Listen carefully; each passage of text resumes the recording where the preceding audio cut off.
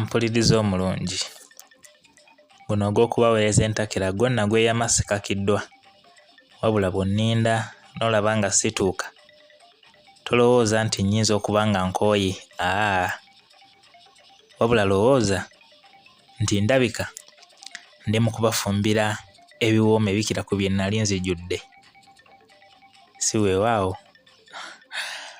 Tukyalandana ekitabo kyaffe Ensi Gye Twafiirwa, ng'omulundi oguwedde twabadde tutandise ku mutwe enkulaakulana, era nga omwo twalabyemu ku bintu ebimu ebikyuse olw'omulembe, ng'obugumu bwabyo bufootoddwa, misumaali abali bagikozesezzaako egy'ennaku zino nga mujjukira n'egyaluli, manyi mujulira ebigambo ebyawandiikibwa.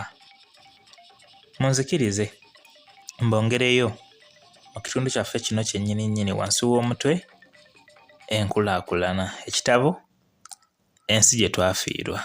Nkwagaliriza okuwuliriza obulungi.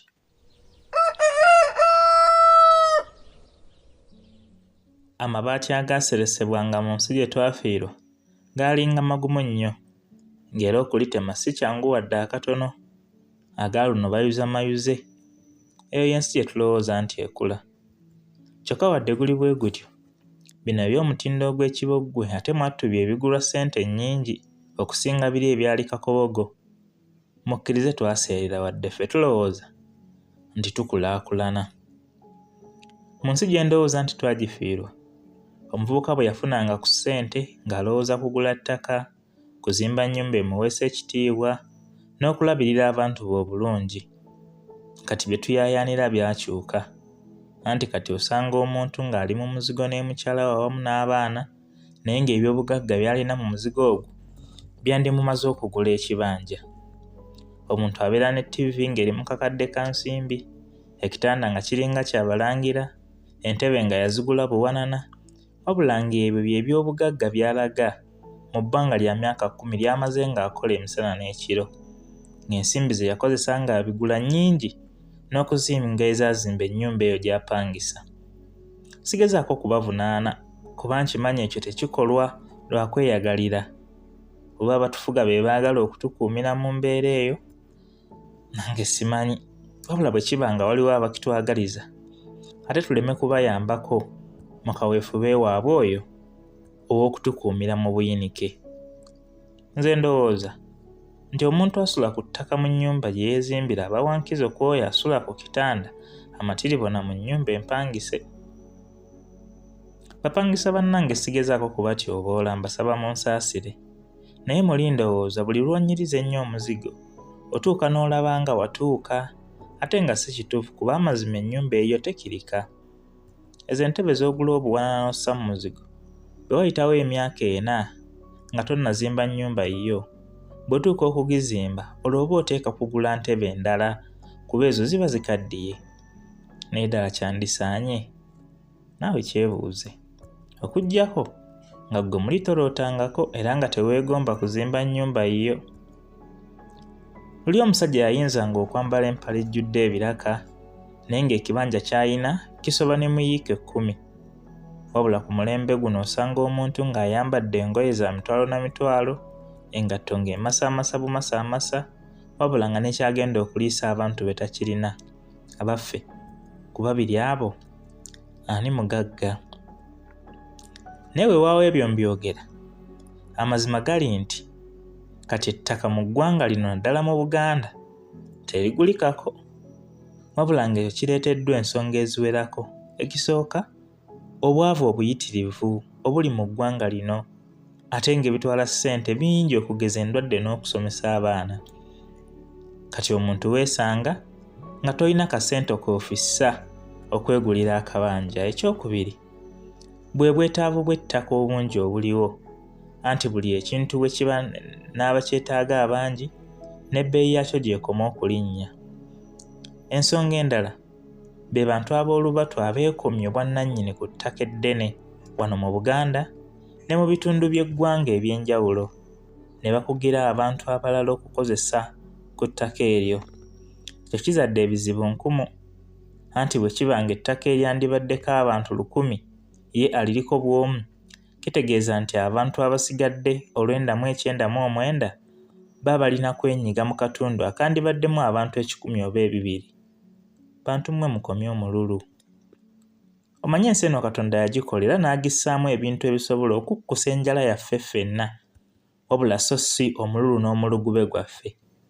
Era gwe agujubanira buli kantu ng'olowooza nti luliba olwo n'okkuta nkusaasidde, kubanga amazima omulugube tegukkusibwa. Ekirala ekitulemesezza okwegulira ebibanja kwe kulowooza nti ffenna tulina kuzimba mu bibuga oba okubyetooloola, ate nga n'obuwugiro bw'ettaka mu bitundu ebyo bugula busanga.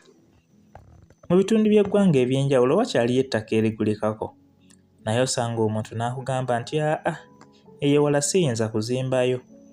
Ne munaye kankutegeeze kino, tewali wala nga wawo. Awayinza okubeera awala yeyo gy'okolera so si ewuwo. Era bw'oba olaba ng'olugendo luli wakati wa gy'olowooza okuzimba okutuuka ku mulimo gy'okolera nga lunene nnyo, mu kifo ky'okuyimiriza eby'okuzimba waakiri kyusa omulimo, kubanga amazima gali nti amaka kye kitiibwa kyo, anti bw'ova mu nsi abaana bo si be baweebwa ogwo omulimo gw'obaddeko. Kale olwo oba obalisseewa. Bajjajjaffe ne bakitaffe bo baanoonyanga bintu, ffe tunoonya ssente, era bangi tuzikuŋŋaanya ne ziwera, naye abasinga tetulina makulu mu zo, okuggyako okututuma emize emyereere, ate abamu ne zitusaanyizaawo obulamu olw'okuzikwasa obutamanya. Mu nsi ekintu kye tusinga okukolerera nze naawe kiyitibwa kulya, tewali kirala. Bino ebirala okugeza okwambala n'onyuma, okwekuba obuwoowo owunye bulungi, byonna bikuwerekera buwerekezi.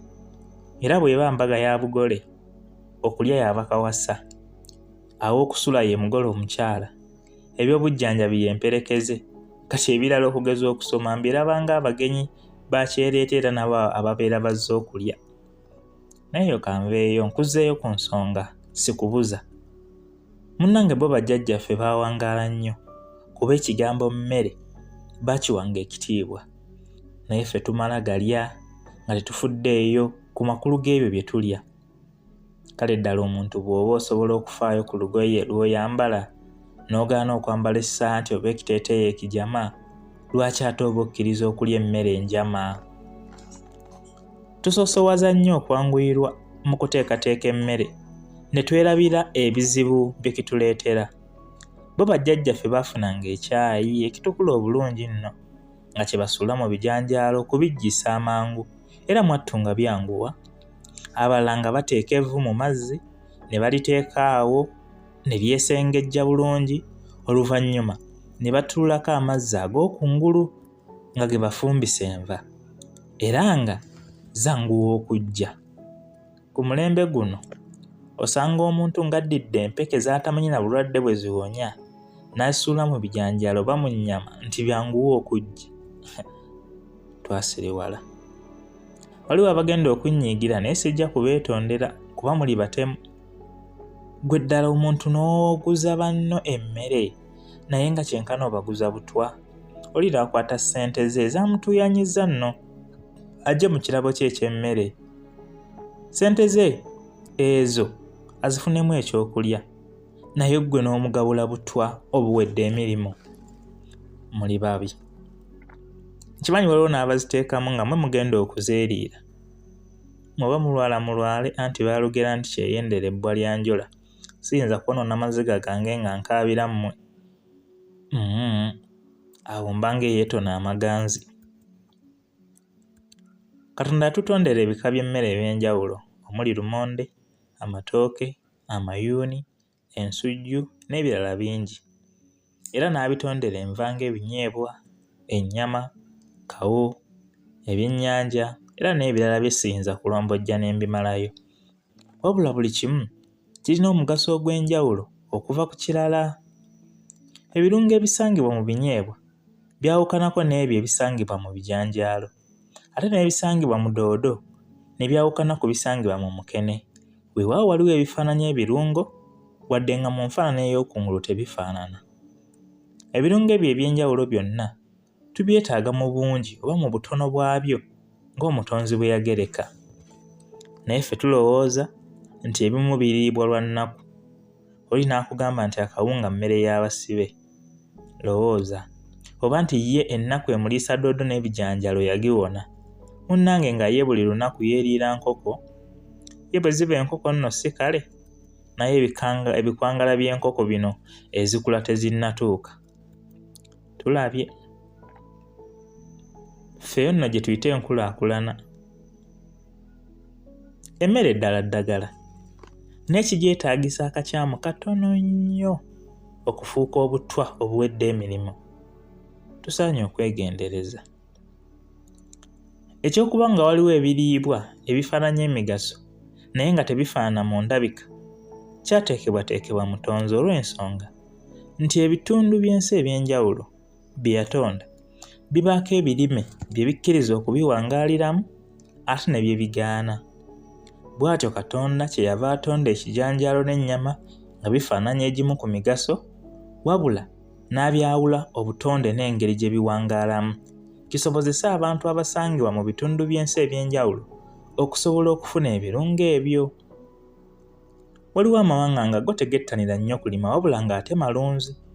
Mu ngeri y'emu ne wabaawo n'agalima naye ng'ate si malunzi. Era ng'omuntu asobola okumala omwaka nga talidde ku nnyama ya nte oba embuzi naye nga buli kirungo kye yandiggye mu byo asobola okukifunira mu ebyo by'alima. Oyo nno ye Katonda.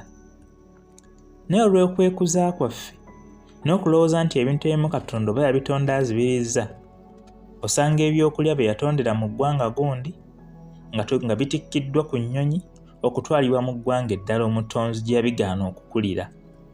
Kati olw'okuba naye wasangibwayo ebyayo ebifaananya emigaso na bino ebiba bireeteddwa, bwe tubigatta ne tubirya, olwo tuba tusussizza ku kigero ky'ebirungo Omutonzi kwe yayagala tukome. Kyova olaba omugejjo, sukaali n'ebirwadde ebirala ebiva ku ndya etali nteeketeeke ensangi zino byefuza amayumba, naddala agaabo abalowooza nti bali bulungi ddala mu nsonga z'ensimbi, kuba bava ku kulya ne balyaguzibwa. Byonna ebyo biri mu nsi eno gye tulowooza nti ekula. Bannange tusaanye okwekwatirwa ekisa, ate era tukikwatirwe n'abo abalisikira omulembe gwaffe.